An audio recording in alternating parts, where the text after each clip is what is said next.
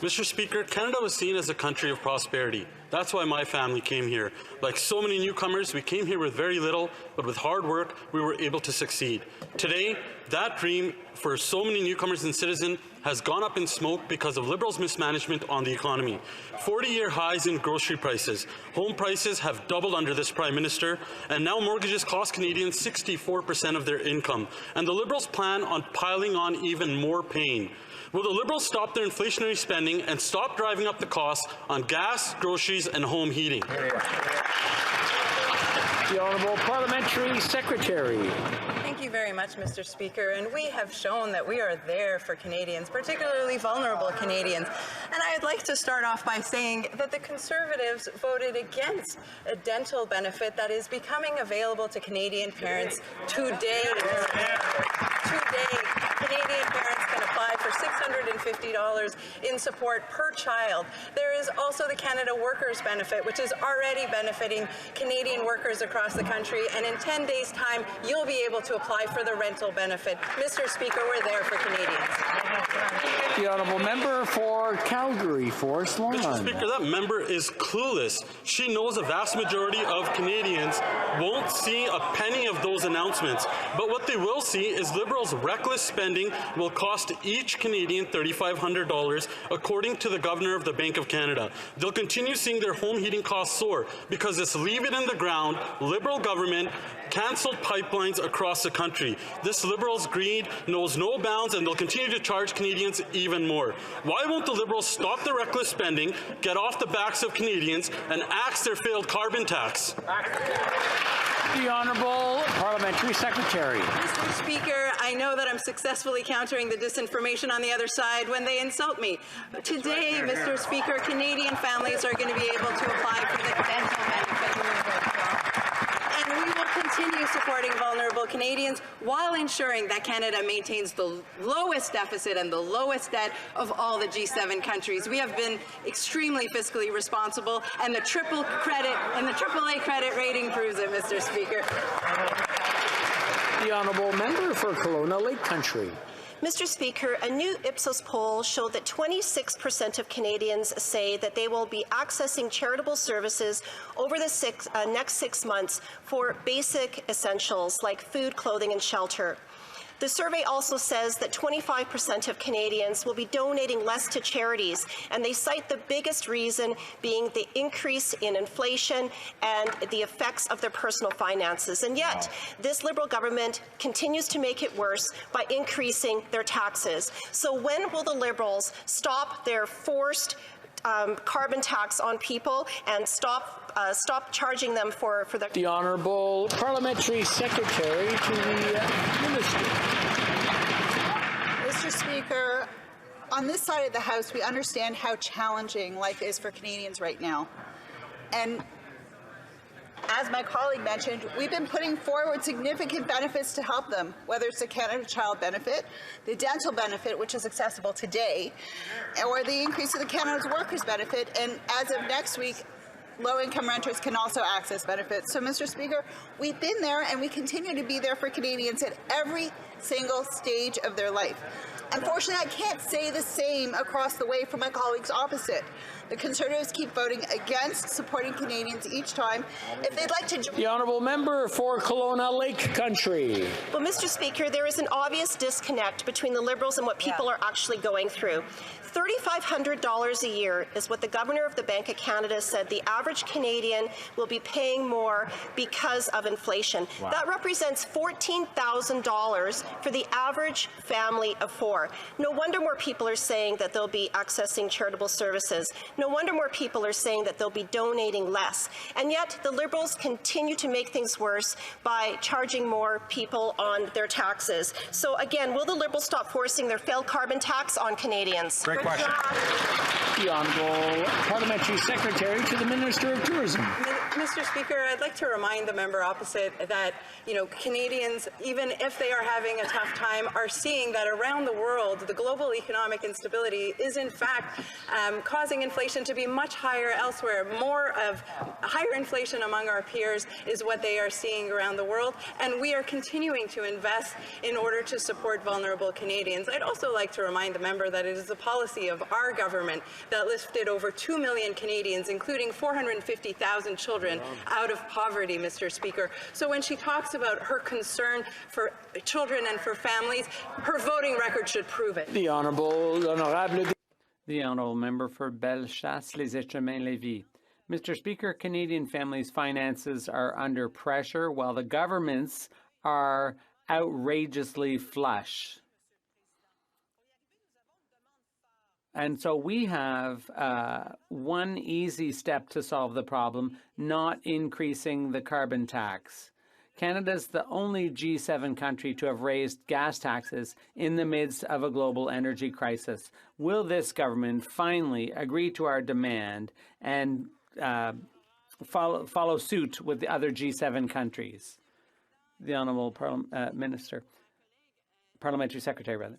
Thank you, Mr. Speaker, and I have good news for my colleague. The carbon tax doesn't apply in Quebec, and Quebecers agree that there's a need to deal with climate change. And our government has a sound plan to protect our economic stability while at the same time making sure that we're fiscally responsible and addressing climate change, and we have the lowest debt and deficit of all G7 countries. The Honourable Member for Bellechasse. Mr. Speaker, the plan she's talking about is a taxing plan. While the government forges ahead with an increase to the carbon tax, they proudly announce new spending demanded by the NDP in exchange for propping them up. It's not cool. In our rural areas, driving is a must. There's no public transit. Families, workers, and businesses are being sacrificed by this government because they insist on raising the carbon tax. How can they look the other way and pretend not to see that the carbon tax is slowing down the economy, making Canadians poorer, and not doing anything for the environment, Mr. Speaker? The Honourable Parliamentary Secretary to the Minister of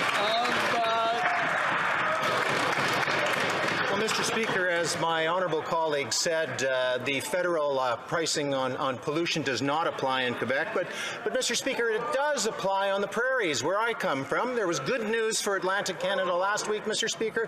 Good news for the prairies coming up this spring. As of April 1st, a family of 4 will get up to $1,500 in Alberta and Saskatchewan, $1,000 in Manitoba. Yes, Mr. Speaker. And Mr. Speaker, those checks are going to be coming every 3 months. It's going to help with cash flow, Mr. Speaker, and it's going to help with affordability. The Conservatives have no plan, Mr. Speaker. Inflation is at a 40-year high. Interest rates have increased at their fastest rate in decades, and the Bank of Canada is telling us they need to go higher. The Prime Minister's solution? Spend more and raise taxes. While his inflation tax eats into the paychecks of Canadians, they're cutting into their diets. If this Prime Minister really was serious about making life more affordable for Canadians, he would cancel his carbon tax increase immediately. Will this Liberal government stop forcing their failed carbon tax on Canadians? the Honourable Parliamentary Secretary to the Minister of Tourism. Mr. Speaker, we've put forward a responsible plan that is going to help vulnerable Canadians while ensuring that we maintain the lowest deficit and the lowest debt among G7 countries. Unlike the Conservative leader that has proposed no economic plan for Canadians, we have put forward something solid. Mr. Speaker, the Conservative plan can be summed up by abandoning our fight against climate change and advising Canadians to invest in cryptocurrency in order to opt out of inflation. As a result of the news of this week with BlockFi declaring bankruptcy, I think we can all agree that was... The Honourable Member for Carlton Trail, Eagle Creek. Well, Mr. Speaker, they haven't met an environmental target yet. Canadians are staring at their cupboards and wondering how they're going to pay their heating bill this winter. 1.5 million Canadians have been forced to use food banks in a single month. 1 in 5 are skipping meals, and with the cost of home heating going up, they aren't going to be able to afford to heat their homes. The choice for Canadians isn't between Disney Plus and Netflix. It's between heating and eating. Will this Liberal government stop forcing their failed carbon tax on Canadians? The Honourable Parliamentary Secretary to the Minister of the Environment. Mr. Speaker, and as usual, the Conservatives are spreading misinformation, Mr. Speaker. Emissions are going down. We're on track to meet our targets. 8 out of 10 families will be better off under our pricing pollution. But what's the Conservative record, Mr. Speaker? They cut $350 million from the climate change budget. They blew up Kyoto and blew up our emissions targets at the same time. And now, Mr. Speaker, they are blaming us for their inaction. They have no plan for climate change. They have no plan for the economy. They have no plan for affordability. Thank you, Mr. Speaker. The Honourable Member for Oshawa. Mr. Speaker, it's the Liberals that have no plan for the environment. It's a tax plan. I just received a propane bill from a mother of 3. Mr. Speaker, $614 for propane, $55 for the Liberal carbon tax, and winter is just starting. Mr. Speaker, this is getting vindictive. A carbon tax that will triple home heating, gas and food, while the Prime Minister spends Canadian tax dollars on $6,000 a night ritzy hotels. Mr. Speaker, Canadians are suffering. These Liberals are out to lunch and Canadians are being forced to skip theirs. When will the Liberals stop punishing hardworking Canadians and axe their failed carbon tax? The Honourable Parliamentary Secretary. Mr. Speaker, we must address the current affordability pressures while concurrently continuing to address the threat of climate change and building a prosperous low-carbon future. A price on pollution is an efficient market-based approach to reducing pollution, an approach that squarely addresses affordability. And under our plan, 8 out of 10 Canadians receive more than what they pay, and that is the truth. Thank you, Mr. Speaker. Thank you, Mr. Speaker. Canadians are struggling to make ends meet. The one-time handouts by this Liberal government are not a solution to financial insecurity.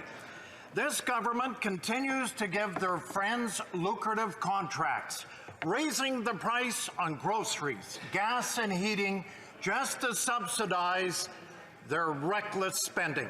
Canadians rightfully are concerned about their future, their finance future. Will this government finally listen to Canadians and stop their inflationary spending? The Honourable Parliamentary Secretary.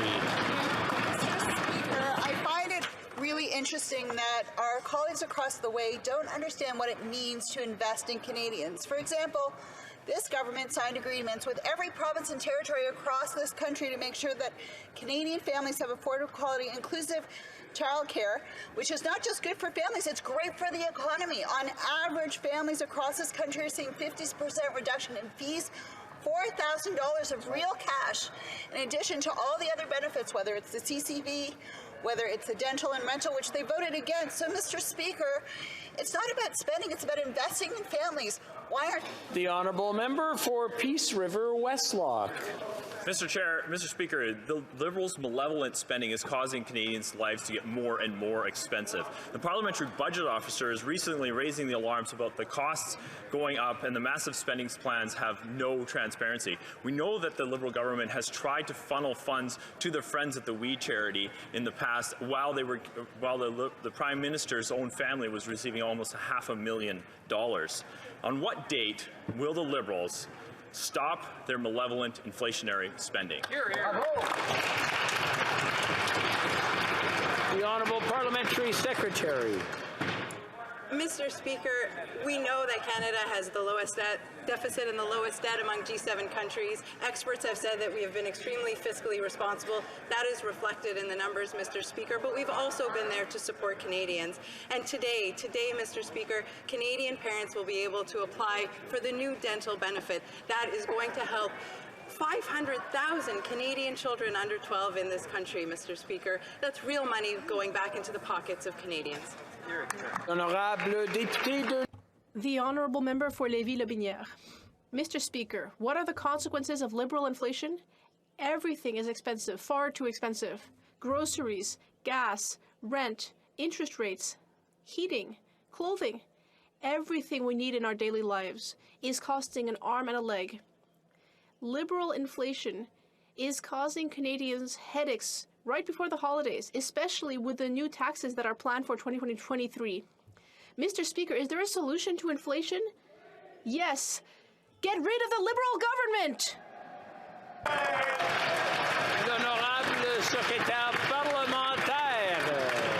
The Honourable Parliamentary Secretary. Mr. Speaker, we have brought forward a solid plan to help Canadians while being fiscally responsible. Conservatives have no plan. I'm going to ask everyone to calm down a little bit.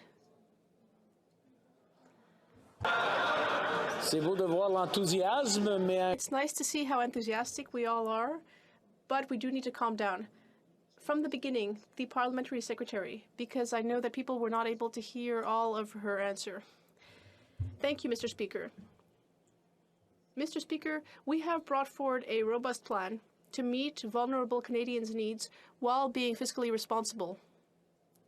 Whereas the Conservatives have no budget plan to propose to Canadians. Oh, I'm sorry, Mr. Speaker. Let me correct that. Their plan is to attack pricing pollution as well as our seniors' pensions. They are attacking EI, and they are instead telling Canadians to invest in cryptocurrencies, which would actually cause them to lose their shirt. That is not serious, Mr. Speaker.